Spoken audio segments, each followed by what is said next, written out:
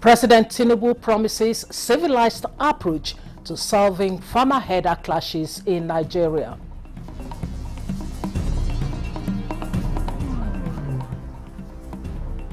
Medical experts advocate means to end unethical practices in organs donation and transplantation.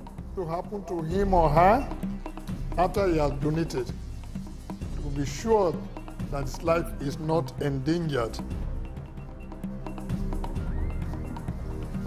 Vandals disrupt ongoing repairs of Ahoda-Yenagua transmission line.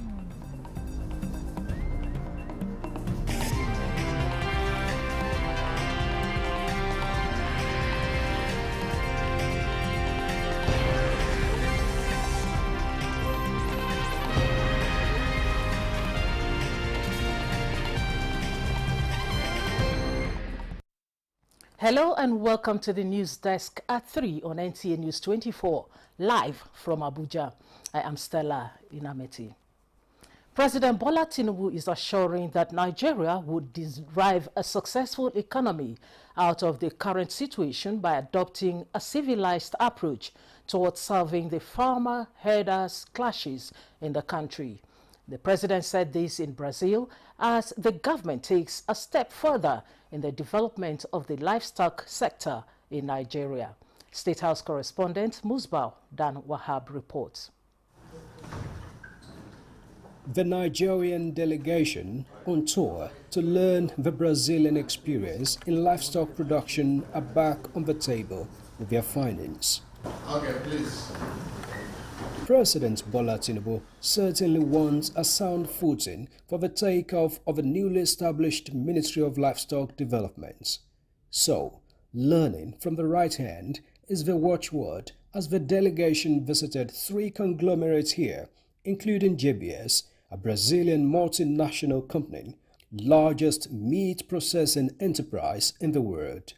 Your Excellency, we are convinced that the life sector reform being implemented today has a lot to learn from the Brazilian experience, and the private sector here represented have shown strong commitment to partner along and replicate the successes in Nigeria. I think we've come to the right place, we've got the right partners.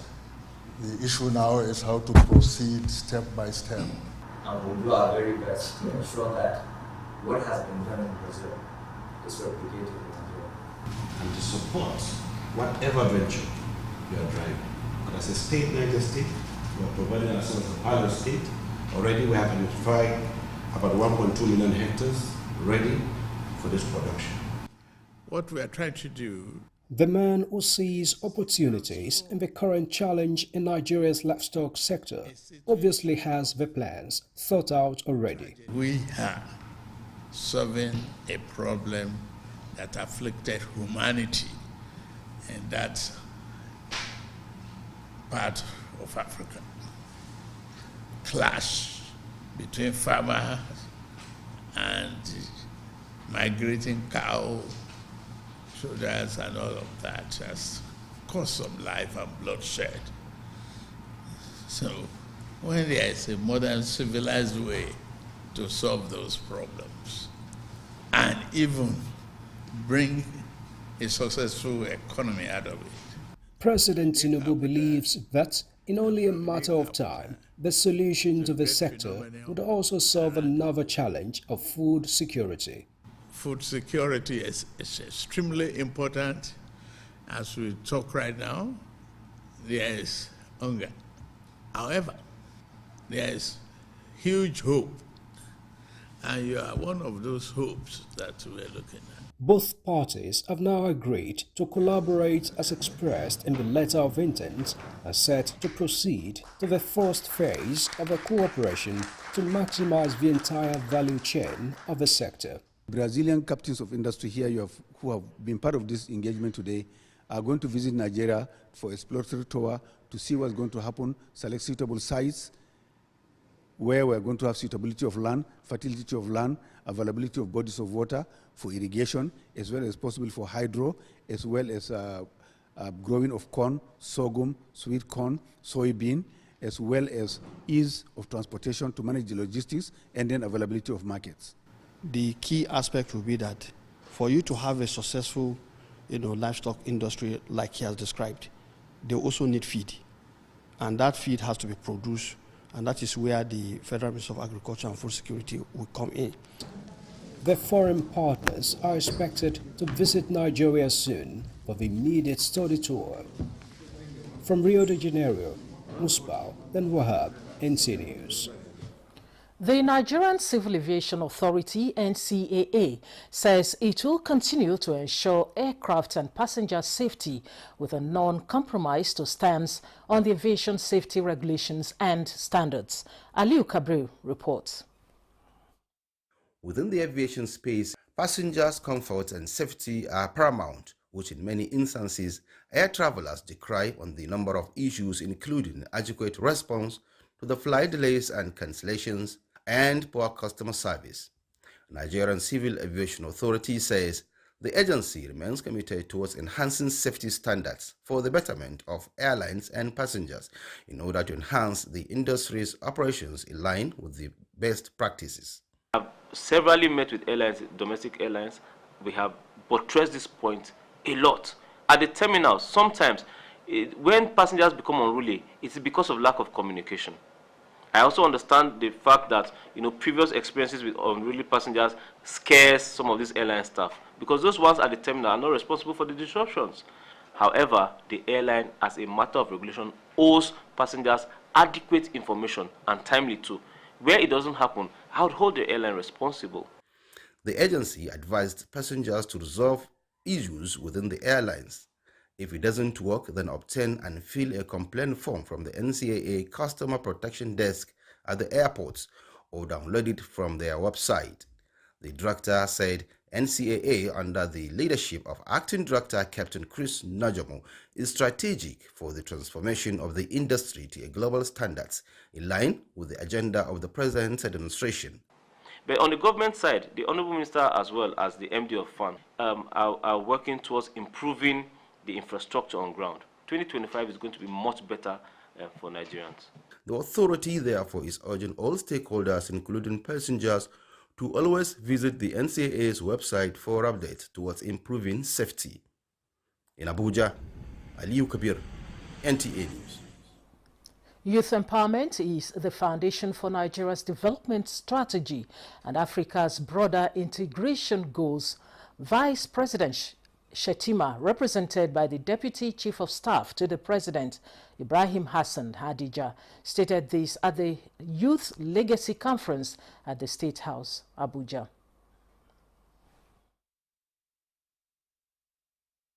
Unified report. He notes that a unified effort to bridge generational divides in Nigeria is essential, emphasizing the pivotal role the youths play in shaping Nigeria and the continent's future. The theme of the conference is Shaping Africa's Future with African Continental Free Trade Area and Agenda 2063, highlighting the alignment between Nigeria's youth-focused initiatives and Africa's development blueprint. Can only be achieved by opening our doors to the youth. Our vision aligns with that of the energetic Mandela Washington Fellows, whose work across communities in Nigeria and Africa exemplifies volunteerism and leadership at its finest.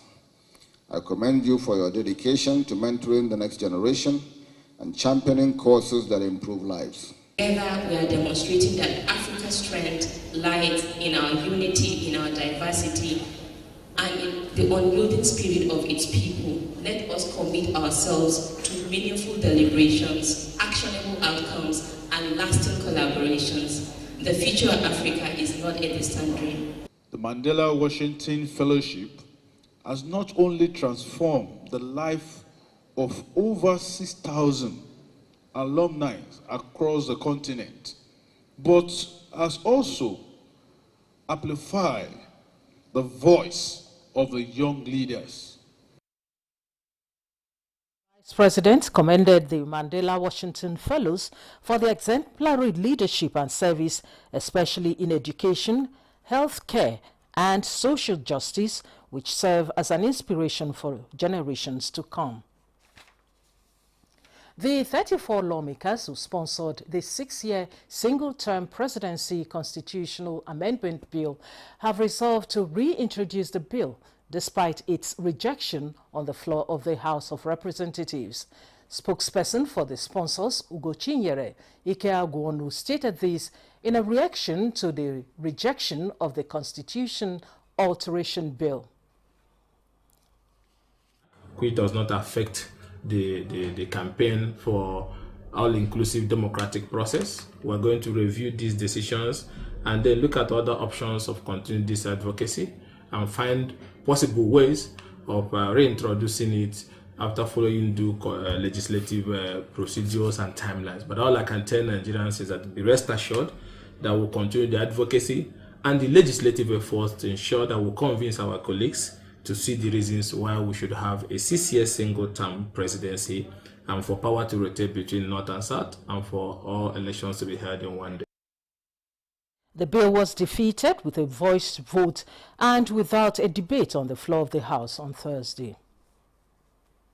Meanwhile, the Deputy Speaker, House of Representatives, Benjamin Kalu, is assuring Nigerians that the 10th House will unconditionally lend its support for child's rights and welfare. This is coming at an event by National Children Leadership Conference to celebrate some outstanding Nigerian children in Abuja. Kunle Adeyeye reports. The message for these children has been explicit, having undergone tutelage on shaping their future. It's about coming out of the comfort zone and becoming innovators.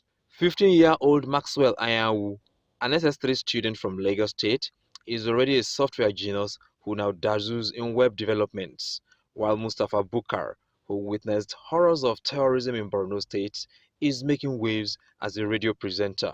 I'm the brain behind Mass Code Links. Mass Code Links teaches children how to code, animate, graphics design, web development and game development. I'm a full stack developer, a software engineer. The thing that motivated me is that the time that I made it with the former president of Nigeria, which is Olusegun Obasanjo, he told me that what is done can never be undone. And he encouraged me that I have to forgive for those people that killed my parent. And I should do this thing that is not discourage me. Their commitments and outstanding performance have caught the attention of eminent Nigerians, especially the leadership of the legislature. You are not just the leaders of tomorrow. You are the influencers of today, shaping conversations like you have just done with the oil subsidy that is being saved, that you want it to be in education. Nigerians' destiny lies in the hands of young leaders like you. And unless we take these children right from the early ages like this, to mentor them, to teach them, to tell them and give them opportunities to learn, opportunities to network, opportunities to develop critical thinking, it may be very difficult for us to be able to raise leaders that will adequately be able to solve problems. The 2024 National Children's Leadership Conference is the 4th edition, and invitation is expected to be extended to other African countries in subsequent ones. Kunle Adeyeye, NTA News. This is the news desk at 3 on Nta News 24. More reports after the break.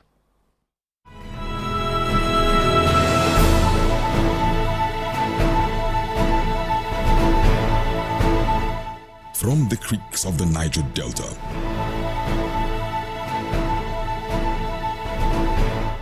to the breathtaking scenery of the plateau, in noonday and nighttime, we set out to bring to you captivating stories that evoke your emotions. For fascinating documentaries and reports on day-to-day issues with expert analysis, tune in to NTA News 24, DSTV Channel 419, GoTV Channel 26, StarTimes Channel 101 and 433, and Free TV Channel 703.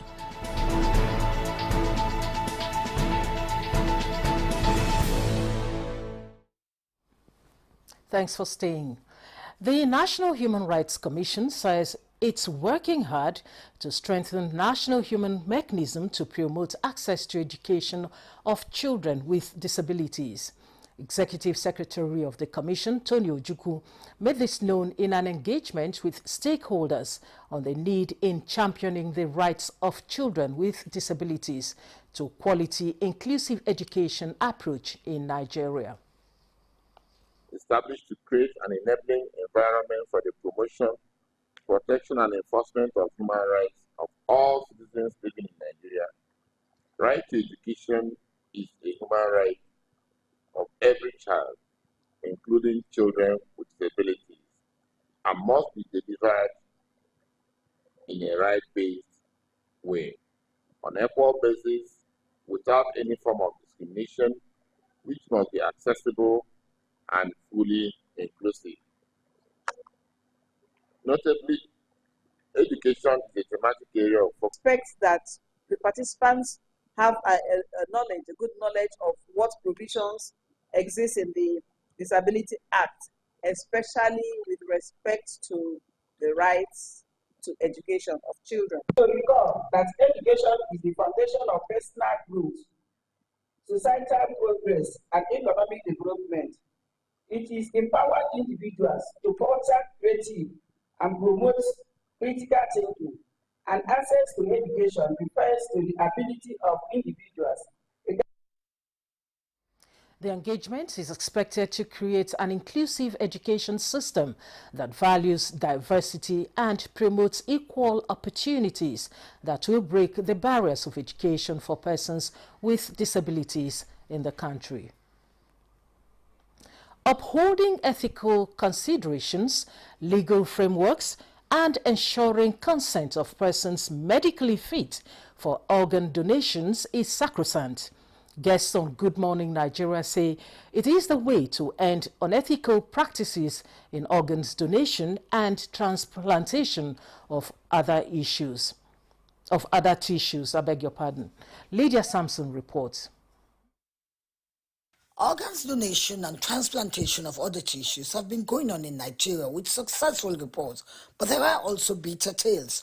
Professor Philip Olayele Abiodun, Chairman, National Tertiary Health Institution Standards Committee, says his committee is poised to sanitize the process of organ donation and other tissues in Nigeria. The introduction of guidelines and penalties, he believes, will escalate the fact that commercialization of organs or tissue is not allowed, and when done, it becomes a crime. When I talk of ethical consideration, I mean primarily that before you donate an organ or before you use the organ of somebody, we must have informed consent. The person must be aware of what he's going to do, what is going to happen to him or her after he has donated, to be sure that his life is not endangered. The committee is putting together robust recommendations and suggestions to government towards supporting key players to get more professionals on board. Experts want more public awareness to mitigate misconception on organ donation and transplantation of other tissues. We want to encourage the government to do more in terms of organ transplantation in Nigeria by protecting the donor and protecting the recipient and making it affordable, available and affordable to common Nigerians. It's common in the third world. Nigeria is also not out of this league. And so that's why this framework must be in place. I mean, we can't, it's difficult, but I mean, we have a role, definitely we have a role to play, ensuring that we play our part in making sure that we're not part and parcel of this, and then discouraging this to the barest minimum. While describing the committee as a step in the right direction, they want government at all levels to do more to mitigate the less privileged people dying from lack of affordability. They believe communities, foundations, individuals, and religious bodies can provide support across various organ donation procedures. In Abuja, Lydia Sampson, Nta News. Vandals have again disrupted ongoing repairs of our Hoda-Yenegua transmission line, which was previously vandalized. This time, 3 towers were pulled down with 1/3 of conductors stolen. The Transmission Company of Nigeria, TCN, in a statement says local security have been engaged at Ula Ikata in Ahoda East local government area to secure the site until repairs are completed. TCN says the line will be energized from the Ahoda end as a preventive measure as efforts to replace the stolen conductor are currently underway. Despite challenges posed by difficult terrain and flooding, TCN states that the restringing of the Ahoda-Yenagoa line is approximately 85% completed. TCN underscores the urgent need to combat the growing problem of vandalism and theft affecting Nigeria's power infrastructure, as it calls on the public to support efforts to address these crimes, which have significantly hampered the expansion and stability of the national grid.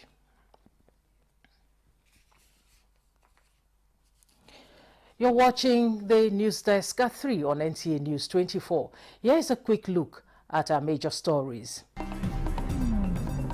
President Tinubu promises civilized approach to solving farmer-herder clashes in Nigeria.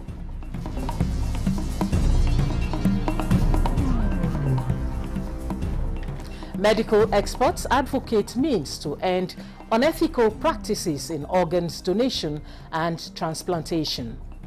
To happen to him or her after he has donated, to be sure that his life is not endangered. Vandals disrupt ongoing repairs of Ahoda-Yenagoa transmission line.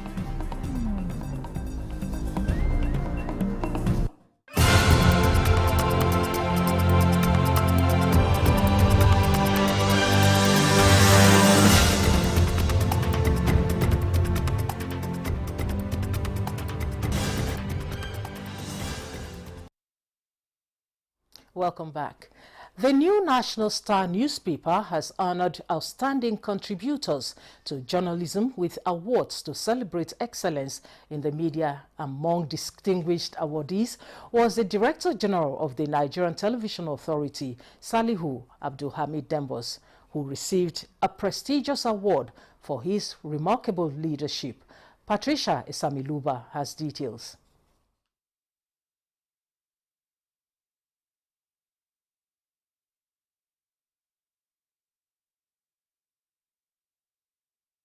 Report will come in our subsequent bulletin. And now to sports. Nigeria's senior women's national team, Super Falcons, top seats ahead of 2024-2025 Women's Africa Cup of Nations draw set for Friday night in Morocco. And in tennis, Yannick Sinner wins to inspire Italy to Davis Cup semi-finals. Let's join our sports desk for details.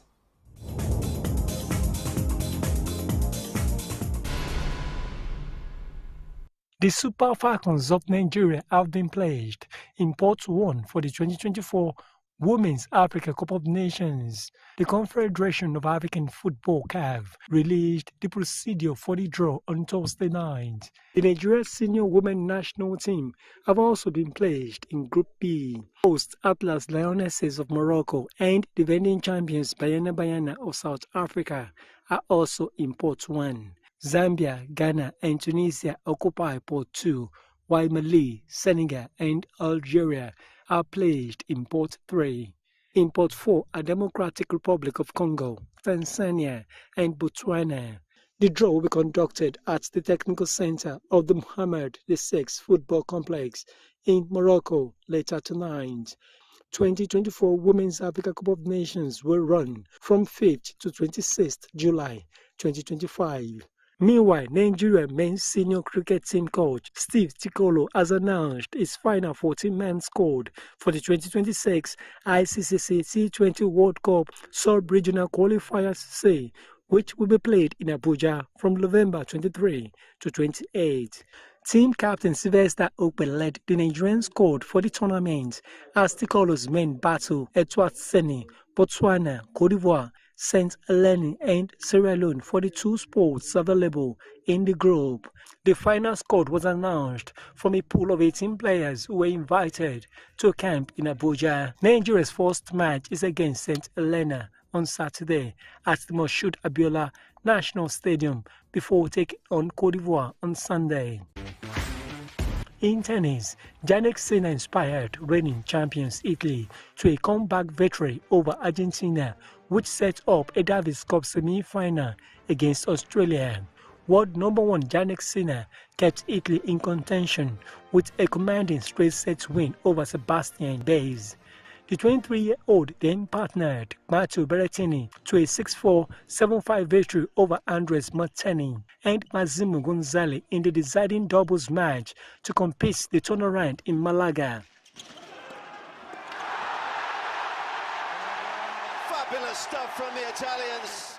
In a repeat of last year's title decider, Italy faced Australia for a place in Sunday's final.